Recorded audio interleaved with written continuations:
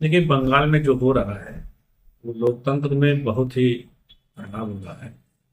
और वहाँ ये कोशिश की जा रही है कि पसमानदा मुसलमान हैं जो भयमुक्त होकर वोट करना चाह रहे हैं, तो हिंसा करके उनको दबाने की कोशिश की जा रही है, ताकि जो गुलामी अब तक टीएमसी करा रही थी, तो एक उम्मीद है कि सरकार वहाँ बदल जाएगी। तो इनकी जो बौखलाहट है, इसीलिए ये हिंसा कराकर उन लोगों को दबाना चाह रहे हैं जो मुख्य धारा से जोड़ने के लिए देश के प्रधानमंत्री की जो कोशिश है कि पसमानदा मुसलमान मुख्य धारा से जुड़ा, उन लोगों को रोकने के लिए ऐसा किया जा रहा है। देखिए, टीएमसी का जो दावा है, भाजपा जो है माहौल खराब कर रही है। माहौल खराब 15 साल हो गए उनकी सरकार में। 15 साल में उन्होंने दलित से बदतर मुसलमानों को बना के रखा है। दावे के साथ कहता हूँ, पूरे देश में इतना गरीब मुसलमान किसी प्रांत में नहीं जितना बंगाल में है। तो ये जो है तो अपनी चीजें छिपाने के लिए दूसरे के ऊपर आरोप लगा रहे हैं। और क्योंकि इनको लग रहा है कि इनकी जमीन खिसक रही है और वहां परिवर्तन की लहर चल रही है, पसमानदा मुसलमानों ने मन बना लिया है कि इस बार हर हाल में इनको बदला। भाजपा के पक्ष में अक्सर खड़े दिखते हैं। क्या आपको लगता है बंगाल का पसमानदा मुसलमान इस बार बदलाव के लिए तैयार है? देखिए, हम वंचित समाज हैं। हम किसी भी सरकार या किसी पार्टी का इस तरह से समर्थन नहीं करते हैं, लेकिन हम वंचित समाज हैं जहां हमें उम्मीद है, क्योंकि देश के लोकप्रिय प्रधानमंत्री ने पसमानदा मुसलमानों के लिए तमाम योजनाएं बनाई हैं।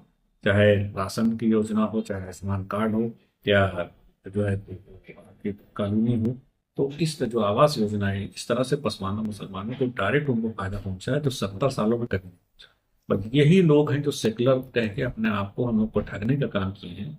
और सच्चर कमेटी के रिपोर्ट के बाद की जो पसमानदा मुसलमानों की हालत तो दलित से बेहतर है, उस पर इन लोगों ने कोई काम नहीं किया। लेकिन आज इनको लग रहा है कि पसमानदा मुसलमान हमारे हाथ से निकल रहे हैं, तो इनकी जो बौखलाहट है वो सामने है। ये एक सवाल। देखिए, देश की सरकार और आयोग जो है तो निष्पक्ष काम करता है। बड़ा अफसोस होता है कि ये सेकुलर पार्टी के अपने कहने वाले विपक्ष के लोग जो है तो चुनाव आयोग पे भी आरोप लगाते हैं, हमारे देश की संस्था उसके ऊपर आरोप लगाते हैं, कमजोर करते हैं संस्था को। तो हमें पूरा भरोसा, और जहां पर ऐसा लगता है वहां अगर राज्य की जो पुलिस बल है, अगर वो गड़बड़ कर रही है, तो केंद्रीय बल लगाकर वहां पर उसको मजबूती दें, ताकि जो निष्पक्ष होकर जो पसमानदा मुसलमान खास कर हैं वो अपना वोट डाल सकें, अपना संवैधानिक हक जो उनका है उसका इस्तेमाल करें। वसीम साहब, आखिरी सवाल है। वक्फ संशोधन बिल और अन्य मुस्लिम मुद्दों पर विपक्ष बंगाल में भाजपा को घेर रहा है। इस पर आप क्या रुख रखते हैं? किस तरीके से देखते देखिए, हैं? वक्फ का एक्ट जब बना है उस समय भी हमारे संगठन ने उसका समर्थन किया था। और वक्फ की जो प्रॉपर्टी है उस पर महमूद मदनी और अरशद मदनी ऐसे लोगों का कब्जा है, या अशराफ मुसलमानों का कब्जा है, उसमें जो गरीब पसमानदा मुसलमान है उनको नहीं मिली थी। और सरकार ने जो कानून बनाया है, अगर ऐसे लोगों से लेकर और पसमानदा मुसलमानों को उसका फायदा मिलेगा, तो मैं इसका समर्थन करता हूँ। और उस समय भी समर्थन किया था, और ये पसमानदा मुसलमानों के लिए और देश के लिए फायदेमंद है। तो क्या इस बार बदलाव होगा पश्चिम बंगाल में? पश्चिम क्या बंगाल में बदलाव होना निश्चित है। पसमानदा मुसलमानों ने मन बना लिया, क्योंकि सबसे ज्यादा वहां पर 35% लगभग मुसलमान हैं, तो 35% में जो पसमानदा मुसलमानों की आबादी 30% है।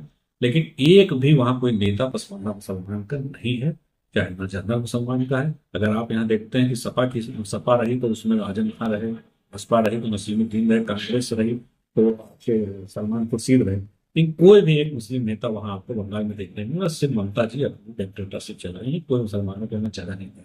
तो अब ये समय आ गया है, मुसलमानों ने मन बना लिया कि हर हाल में, अगर भाजपा की बात करें तो उसमें भी जो मुख्तार अब्बास नकवी, हुसैन नवाज हुसैन ऐसे लोग दिखे हैं, लेकिन टीएमसी में आपने नहीं सुना होगा कि ममता के अलावा कोई मुस्लिम नेता बने। तो अब ये वक्त आ गया है, हर हाल में बदलाव होना है। तो पसमानदा मुसलमानों ने मन बना लिया कि हर हाल में इस बार ममता को हटाएं।